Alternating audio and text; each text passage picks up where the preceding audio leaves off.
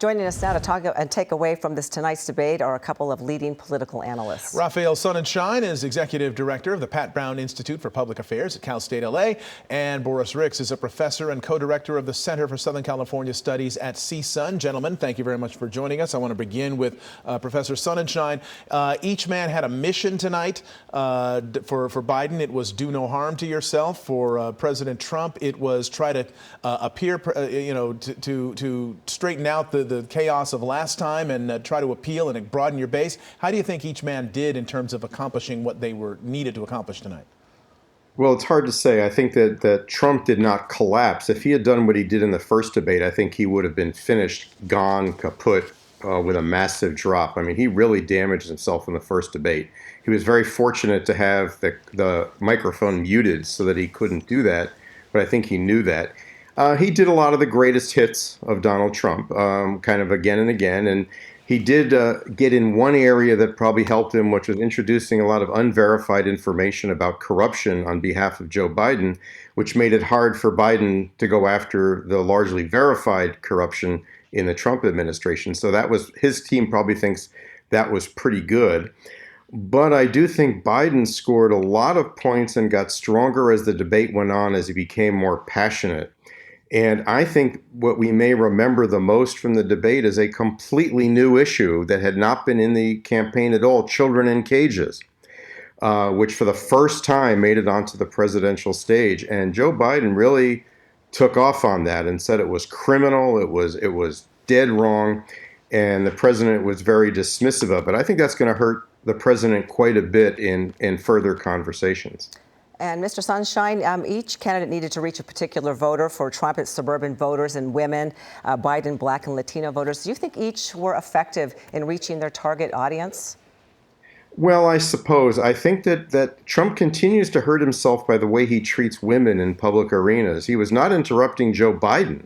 He learned that part, but he was interrupting the moderator, who, by the way, did a fantastic job that certainly made Chris Wallace look not very good by comparison. She kept control of the debate, but he kept pushing and then told her she was doing a great job, which was a little on the patronizing side. He just can't help himself when it comes to that. I think he probably did well with his supporters who like the conspiracies and the kind of fire hose of semi-verified or false information. I don't think he gained anything. I think he kept himself, though, under control enough to not have a catastrophe that would cause the bottom to fall out. And for Boris, the format, of course, tonight allowed for the non-interruption of the other candidate during the 2-minute opening segment. And I wanted to know, President was against that at first. He didn't like the idea of the mics being muted or the possibility of that happening. But it seems like it may have helped him tonight. What do you think? I think it actually did. I think the format actually kind of helped to corral the president, who oftentimes can be off topic, can oftentimes interrupt, can oftentimes appear rude, and can oftentimes appear condescending.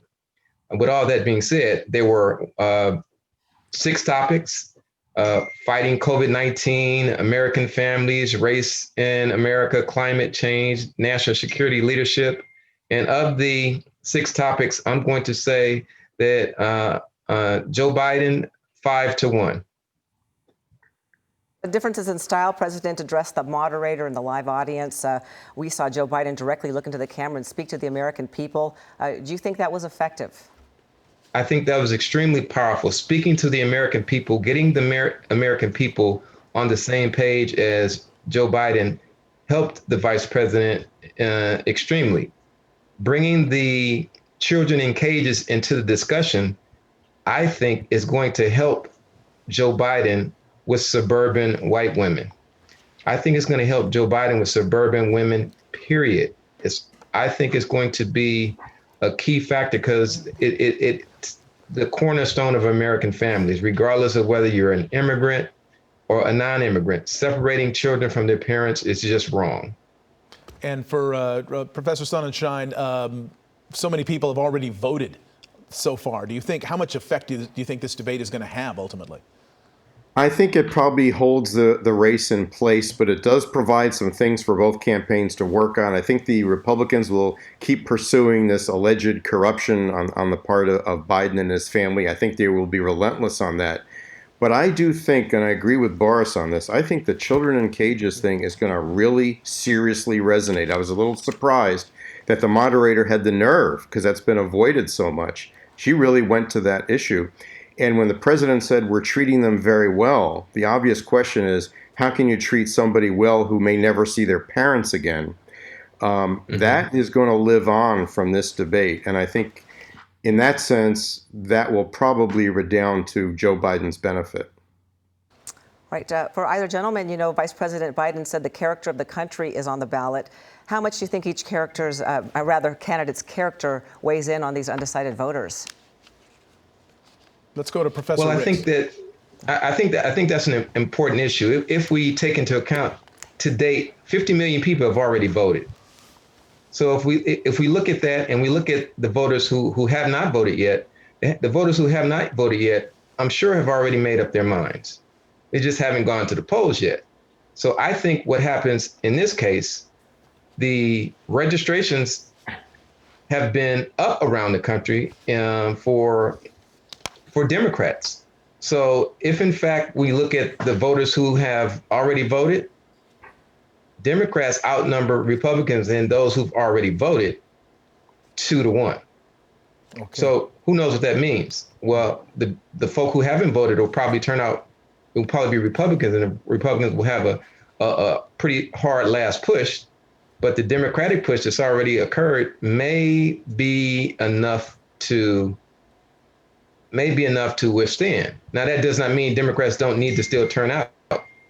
We need to make sure that Democrats need to make sure there's not a repeat of 2016 and need to turn out in large numbers. And I think President Barack Obama going on the campaign trail really is going to solidify some of those places that were weak in 2016, particularly Pennsylvania, Wisconsin, and Ohio. Okay, Boris Ricks, Rafe Sonenshein, thank you both very much for joining us. We appreciate your input. Time has run out. We look forward to talking to you both again. Thank you very much. Have a good Take night. care. Have a good night.